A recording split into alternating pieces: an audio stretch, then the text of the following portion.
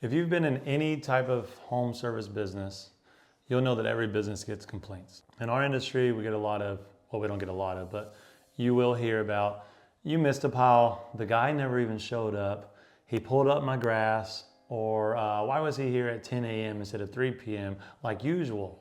But the truth is, not every complaint is accurate, and not every technician is innocent. In this video, I'm breaking down how we handle complaints at scale, the process we use to figure out what actually happened, and how we respond in a way that's fair, professional, and keeps our reputation intact. The type of complaints that we commonly see. Let's start with the common ones. You'll see these over and over as you grow. You missed a pile, the text message said that you came and that you completed the job, but you never actually showed up. You came at the wrong time, you left the gate open, or you damaged something, usually the gate. Some of these complaints could be legit, but some are not at all. And the trick is to never assume either way. We trust our team and we listen to our clients, but we verify everything. Here's how we handle it step by step. If you run a scoop business, steal this system. It's fine. The first step is to acknowledge the complaint and thank the client for letting you know about it. We tell them, thank you for bringing this to our attention. We will look into it and get back to you shortly. Step 2 would be pull up the tech report. If you're using Sweep and Go, this makes it super easy. You can check GPS data from the route manager that shows where they were at. It'll show you within a couple 100 feet if they were, maybe next door, down the street, or if they were right where they were supposed to be.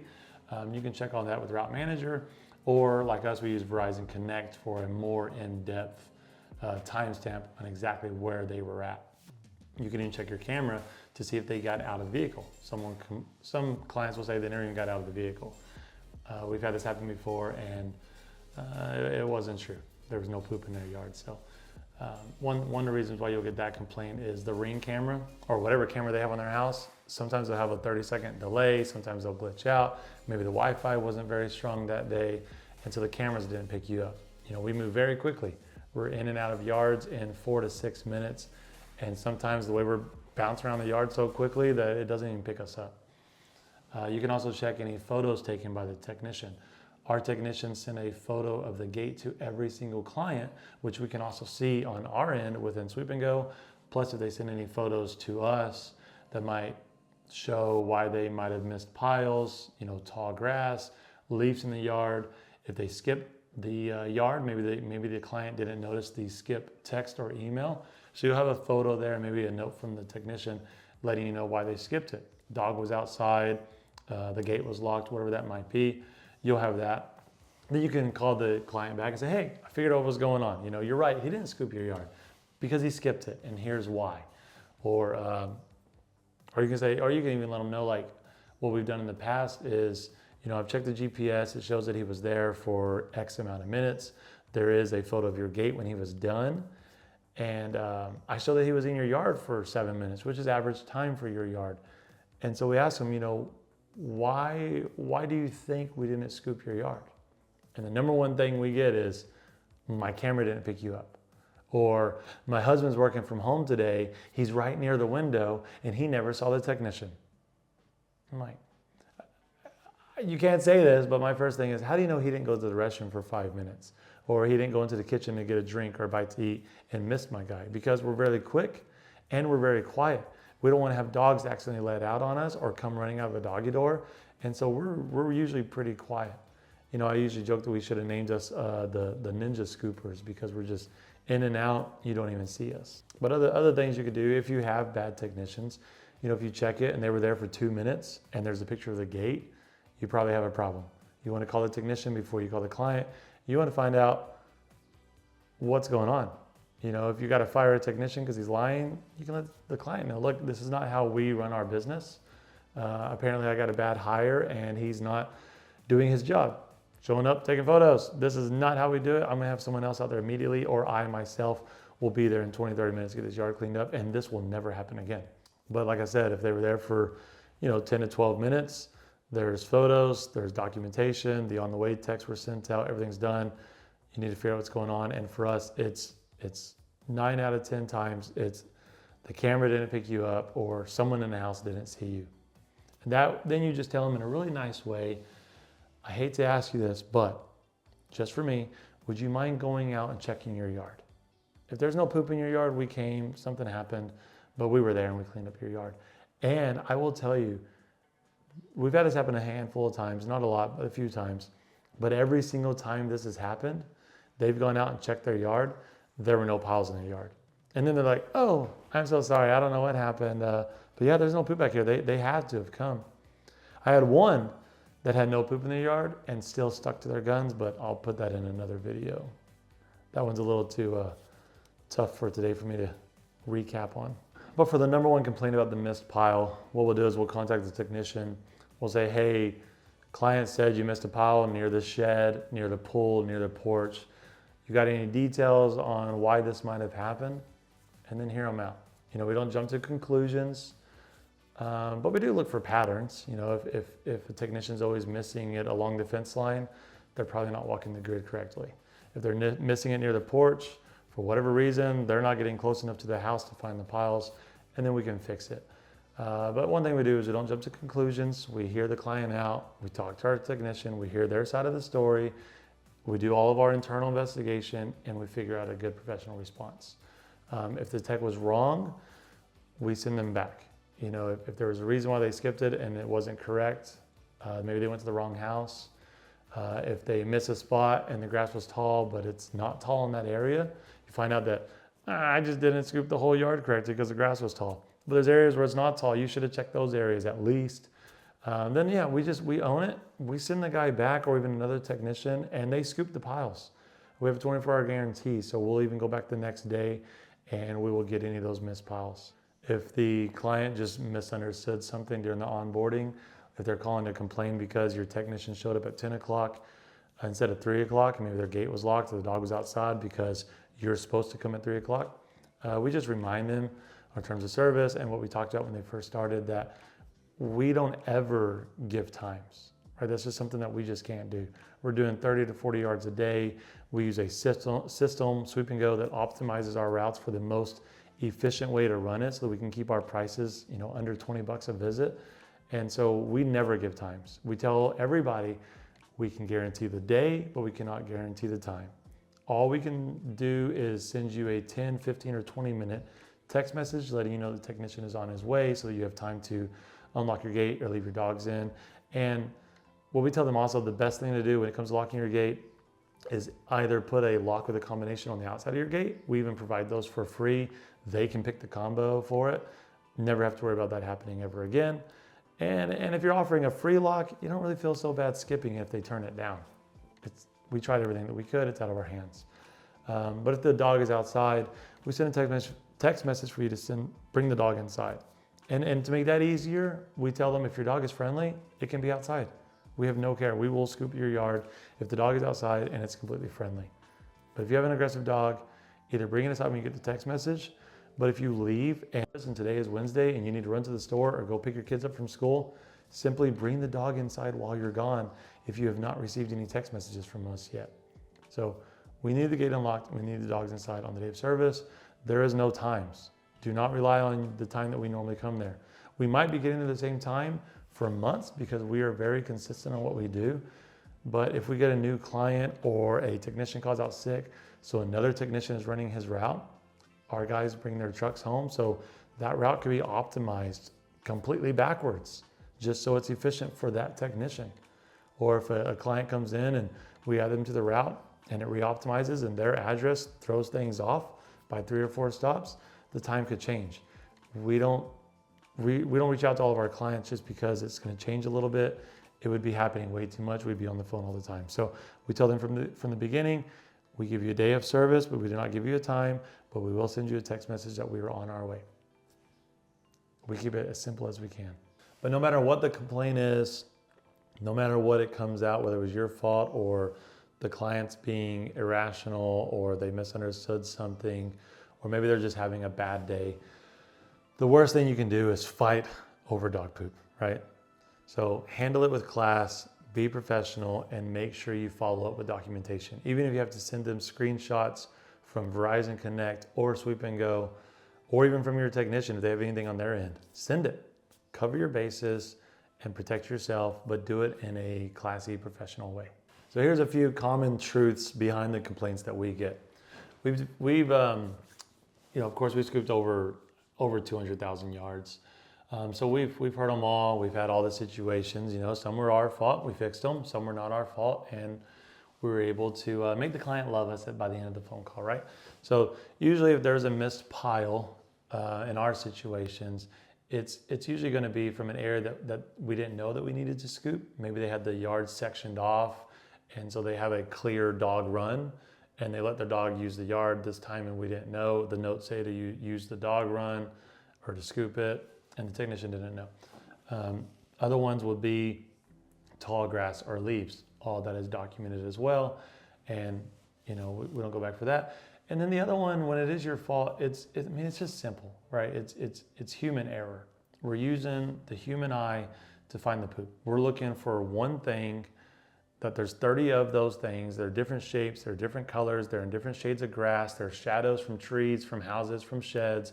Depending on where the sun's at during that time of day, it can cast different shadows. If the grass is not too tall, but it's a little bit tall, it can lay over and cover the poop from this direction, but not this direction, right? That's why walking the grid pattern is good. But if it is our fault, usually it's an accident, right? They didn't do it on purpose. These guys are scooping hundreds of pounds of poop a day. They're not going to miss 1 or 2 piles on purpose, right? It's human error. Maybe they walked too fast.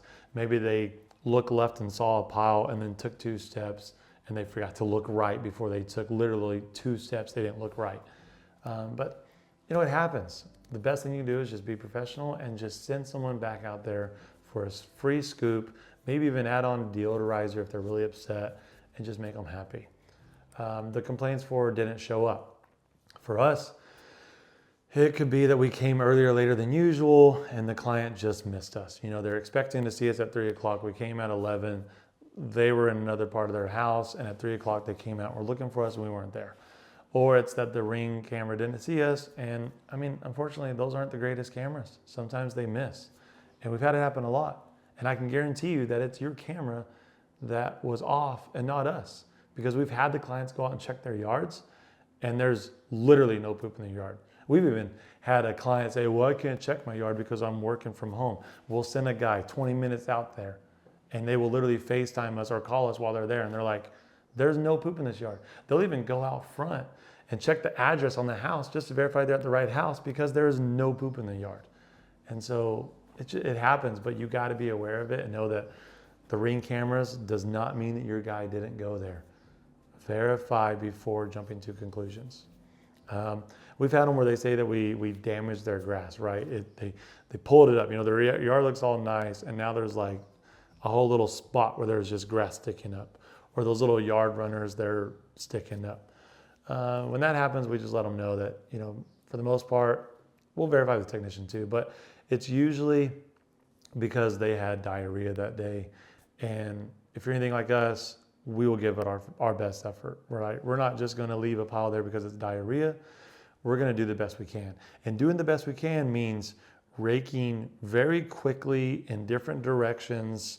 You're basically, it sounds gross, but it's like eating tomato soup with a fork, right? That's how it is. So we're going to go different directions. We're going to kind of rotate our wrists as we do it, but we're going to get as much of it as we can. And unfortunately, that sticky, wet poop is going to leave the grass. It's like putting gel in your hair, then doing this. It's going to leave it looking like a little bit of a mess, right? We didn't damage it. We didn't pull up anything. It just looks bad. So knowing that going into it, one thing we train our technicians, if you do get diarrhea, you get up the best you can.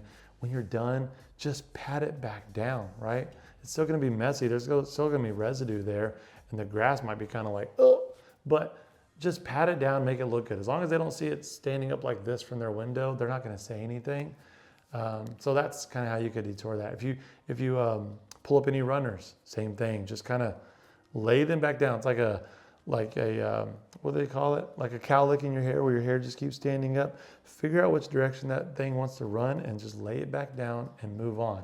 Don't just leave it looking all crazy, because they will complain about that. When they complain because you came a different time of the day, just remind them we use a software that optimizes our routes. And it can change it on a weekly basis, you know, depending on weather, traffic, if someone left their dog outside or left their gate locked and we had to call them, text them, knock on the door, ring on the doorbell, and then try to, you know, sometimes you'll wait 7 or 8 minutes just for them to get their shoes on and get out there and get the dog inside or open the gate for you. And that slows you down to put you behind. If that happens 5 or 6 times, you could be behind by a full hour. And of course, just the routes being done by efficiency, they get changed. And so we let them know that going into it.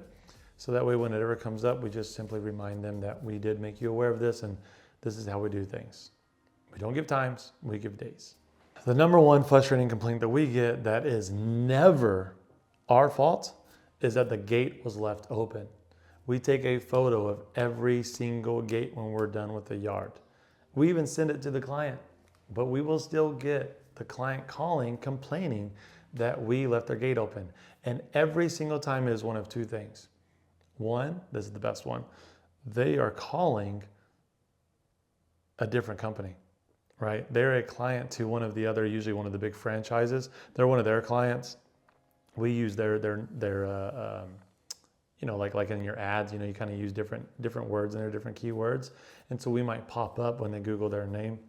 And so they'll call us and they say, you left my gate open, the dog got out, blah, blah. And we're like, oh my gosh, I'm so sorry. Can I get your name, please? We'll look up their name.